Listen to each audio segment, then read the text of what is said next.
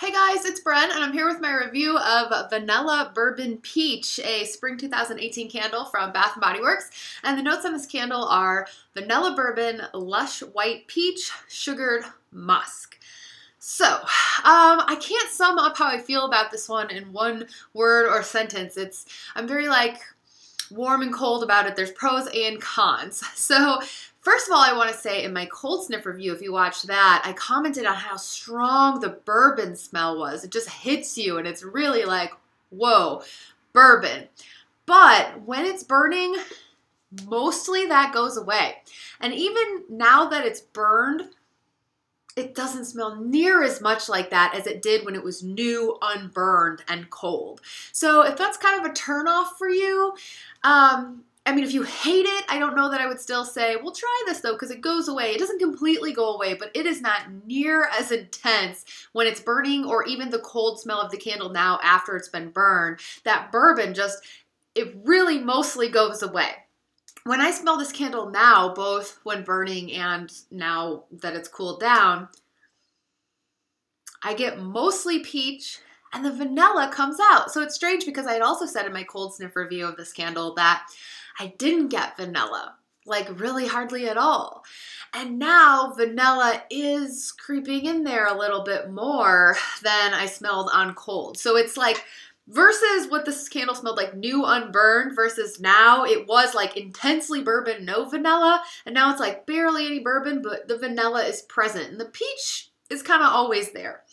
Now, what kind of peach is it? Well, I have to compare it, as many people have, to the old Georgia Peach candle. I don't actually have one currently in my possession called Georgia Peach, but it used to be called Market Peach, and then it was called Georgia Peach, and then they put out this version White Peach, but those were pretty much all the same. Well, no, they weren't pretty much all the same. They were the same. I've had some people tell me that they think that the White Peach was a little different than Georgia Peach, and that surprised me because I thought the consensus among reviewers when White Peach came out was that it was Georgia Peach, just with a different name. But some people have compared the Vanilla Bourbon Peach more to White Peach than Georgia Peach. I don't know.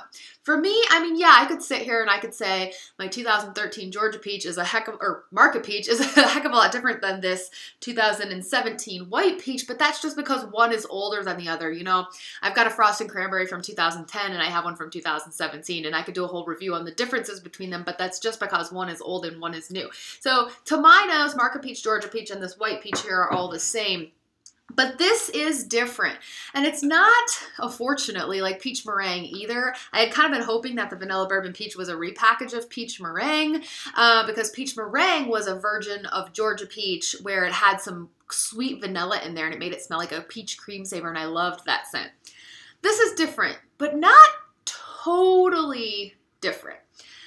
The peach to me still reminds me more of the Georgia Peach candle than, say, the Peach Bellini, which is just a really sweet candy peach. It's nothing like that. It's closer for sure to the Georgia Peach, but as I said in my cold sniff review, the peach note in here reminds me of a very underripe, bitter peach that's not sweet yet at all. There is a sweetness from the vanilla that starts coming through when you burn it, but there is not a sweet fruitiness. The fruit note is really almost like dried peaches too, either an underripe or a dehydrated peach kind of smell. It gets a little bit more bitter too. So White Peach here, or Georgia Peach, is not really sweet either, but it's a lot sweeter than what you get from the peach note in Vanilla Bourbon Peach. This has a juicy, very tangy peach kind of feel to it, whereas this has sweetness because it has sweetness from the vanilla, but it doesn't have any juiciness or any fruity sweetness is what I'm trying to say. I hope that makes sense. The vanilla comes in, and it's not the same vanilla that they use in peach meringue. It's not a candy, desserty vanilla. It's just there leveling it out and adding a little smoothness, almost like the vanilla cream in the Pineapple Cream Puff candle. Not super vanilla, but just a creaminess. The bourbon just largely disappears, but it does add, I think, a little extra bitterness. This is a weird candle. It's really weird to describe. It's weird to compare to their other ones. I don't hate it and I don't love it. I think for me personally, it's probably not going to be a repackage because I love Georgia peach slash market peach slash white peach, and I think I would rather burn that. I would definitely rather burn peach meringue, but I don't have a lot of those. I only have 2, so it's like I never want to burn them. But I think I would just always reach for this over this version. But I know some people don't like the Georgia peach. I know Tina Delicious says it smells like trashy peaches to him. Some people don't like it, and it does have kind of a little bit of a just sour tanginess that could border on artificial maybe, that I can understand why some people wouldn't like that. I wouldn't be afraid of vanilla bourbon peach if that you don't like Georgia peach because it's different, but it's just kind of weird. It's weird the way that there's no sweetness in the peach, but then there is sweetness from vanilla. But imagine just a very unsweet, bitter, underripe peach or nectarine, and then a little bit of creamy, smooth vanilla.